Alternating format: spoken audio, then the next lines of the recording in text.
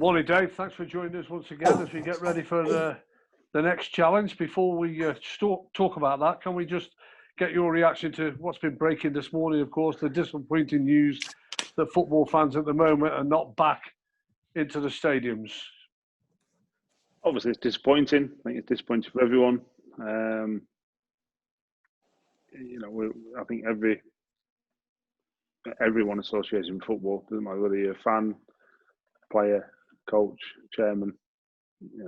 I even think probably the politicians want to have football fans back in the stadium because it shows they're doing their jobs properly and making the right decisions. But unfortunately, that's not the case. The sort of well-vouted or well-spoken about second wave seems to be on its way. So we've got to suck it up and crack on and do what we can. Hopefully, I don't think anyone would have thought that we wouldn't have played football for 5 or 6 months the last time this happened. So, as ever the optimist, I'm just happy that we're still playing football. If I'm being totally honest, and we're not, we're not being told to sort of lock the doors and go on for a month or two. So, yeah, it's disappointing, but on the face of it, at least there's still some football.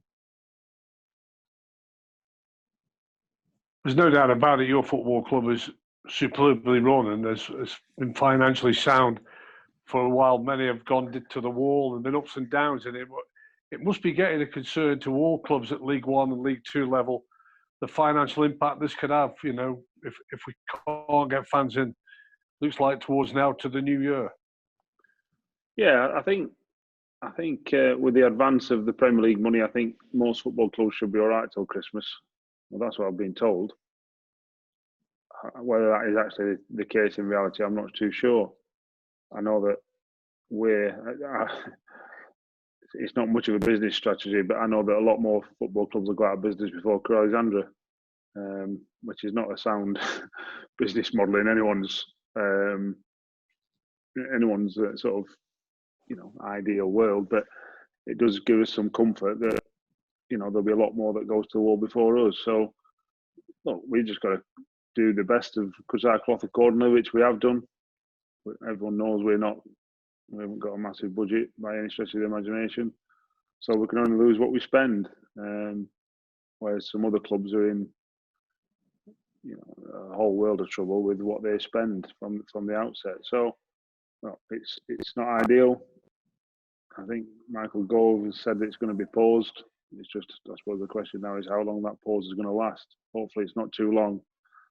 Hopefully the general public take on board and follow these new restrictions, and not everyone in the country is called Dominic Cummings because that fella can do what he wants. So,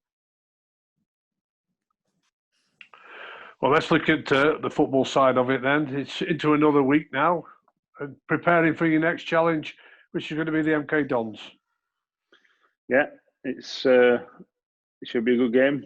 We watched the video yesterday, and different shape, different formation than what we've come up against so far. So that's a fresh challenge. A youngish team, bar 1 or 2. So in essence, very similar to ourselves. So a youngish manager, but obviously a vastly experienced professional. So he'll be wanting to make his mark as well. And all in all, it should be another good game. It's a home game, and like I say, although the fans won't be in, we've got to make sure our home form is good, and we've got to make sure we pick up some points. You said after the weekend's defeat at the KCOM Stadium, you felt you were close to getting a result. How did you keep your squad positive after they suffered sort of that cruel result? Show them the video. There's no point me. I don't lie to people. I don't, and they know themselves. Because I'd tell them if there were a lot of work to do, I'd tell them, so they know exactly where they stand. So they know that nobody's dressing it up. I'm not saying we're world beaters, but likewise, I'm not saying we are relegation fodder. We've got to pick up results because we're in a results-based industry. But whatever the performances are there, and wherever we're getting better, and we have, the Charlton game compared to the Lincoln game was better. The whole game compared to the Charlton game was better, and we're heading in the right direction. And whatever that's the case, we're confident that we'll keep improving, and eventually the results will come.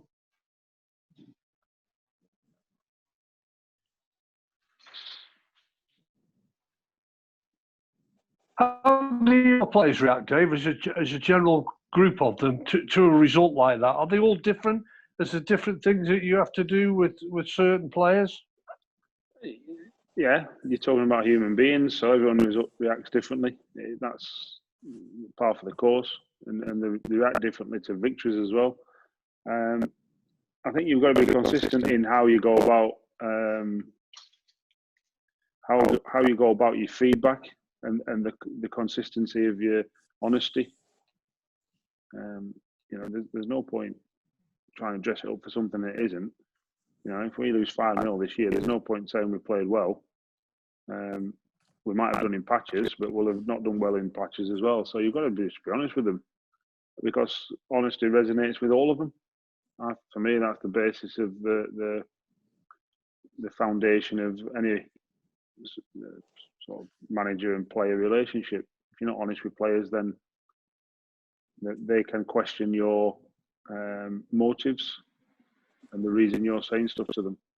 So there's no point. And I think that doesn't come overnight. That comes, through different challenges and different circumstance, and you've whatever, and then eventually they go, actually, he's always telling us the truth. There's no point in, I spoke to him before the game at Hull, and I spoke to him again at half time, and I said, I'll be honest with you. I said, before the game, I think some of you believed we could get a result. I'm not sure some of you did. I says, now listening to you now, just at the end of half time, I know you all can. Obviously, that didn't turn out to be true because we didn't get the result. But the belief was, it was, the dressing room was a different place at half time compared to before the game. Now, only ever so slightly. And it was different after. Obviously, because we'd lost, but there was actually a comfort in the fact that how they'd played. I'm saying you can't wait 45 minutes for somebody to get that belief. You've got to actually understand that from Thursday before the game, and that's what we had. We had that unshakable belief last year, and going to Hull, it's Hull and Premier League, former Premier League club, and all that big stadium. That's not the case. That's the League One team like us. So we've got to make sure that belief's still there and it's unshakable, because we have got some good players and we've got a good team, and we'll do okay. When you look at it, what you've played, Charlton and Hull, we're expected, I would think, by the end of the season to be there or thereabouts, and then the MK Dons come up. And this is not being disrespectful to the MK Dons. They're not the biggest name in League One. Is there sort of a bit more on it from you and your staff to make sure your players are exactly how you want them, the result that you're close to, and don't become slackers or anything like that, because it is an MK Dons and not a Hull or Charlton? I suppose the short answer is no. There's no more on it or no less on it. It's 3 points. Doesn't matter if it's MK Dons, Hull, Charlton, Wigan, Oxford. It's 3 points. It's 3 points. Certainly at this stage of the season, and even towards the back end of the season, it's 3 points. So you've got to make sure you put that into perspective. Don't get me wrong, you don't want to lose the game, and so that's always a good place to start.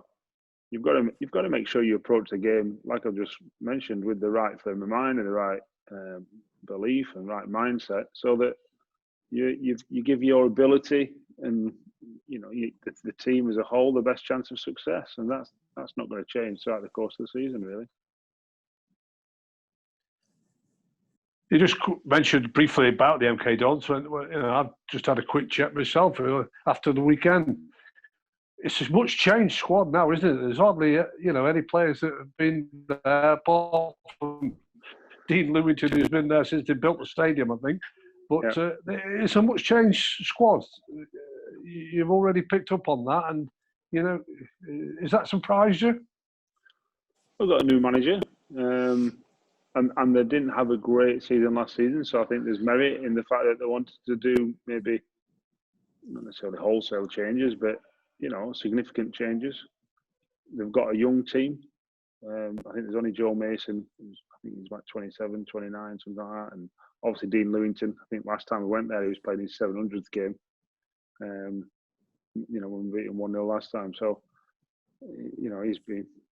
It wouldn't surprise me if he'd built half the stadium, like you said. So he's been there that long. He's been a terrific servant, I have to say, a terrific servant. He will go down as a legend at that football club because, quite rightly.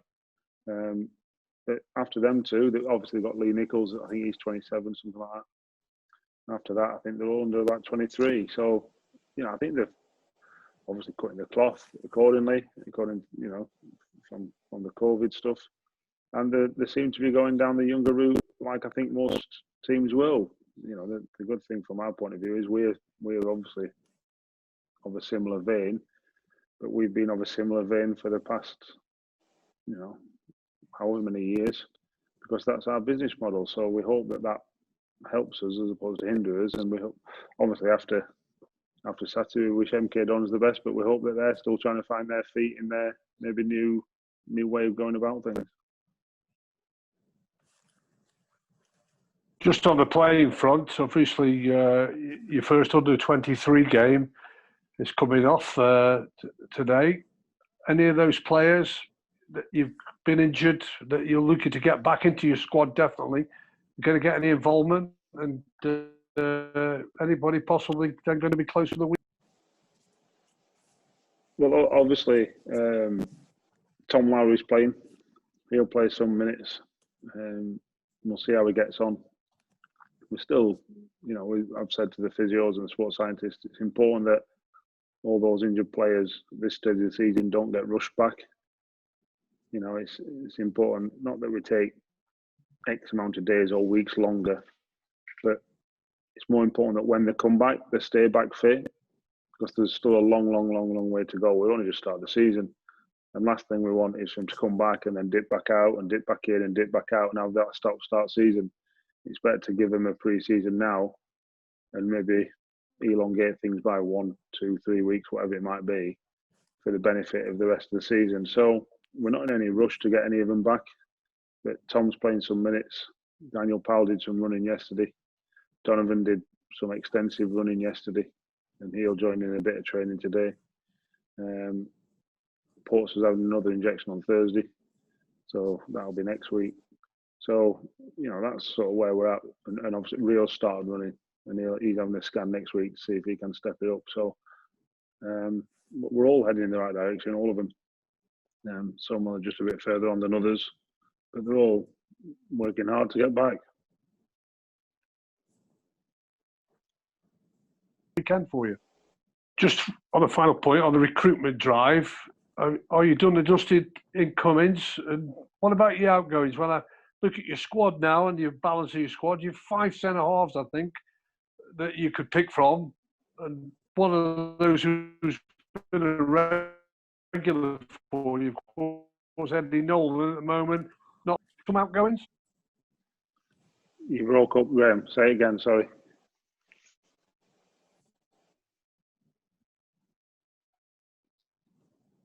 Just on your recruitment drive, your incomings, are you done and dusted with that? But on your outgoings, you've 5 centre halves, I think, on your books that you could choose from. Would there be a possibility that you might be letting 1 or 2 out there?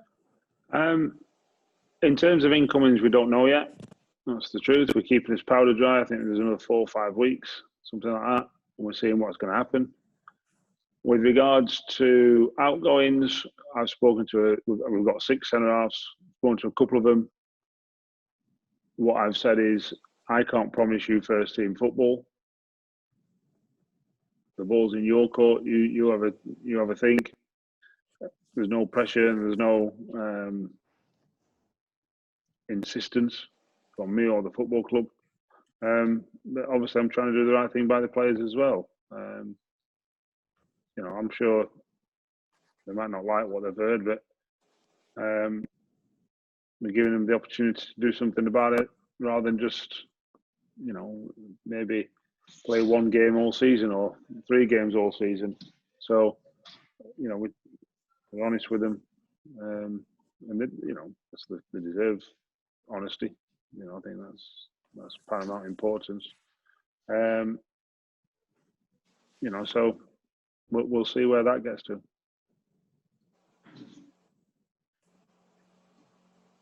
I can't hear you, Graham. You press mute, I think. So fingers crossed you get yourself done and dusted and get yourself ready where that no goals, no points, no wins column will all change at the weekend. Fingers crossed. That's the plan.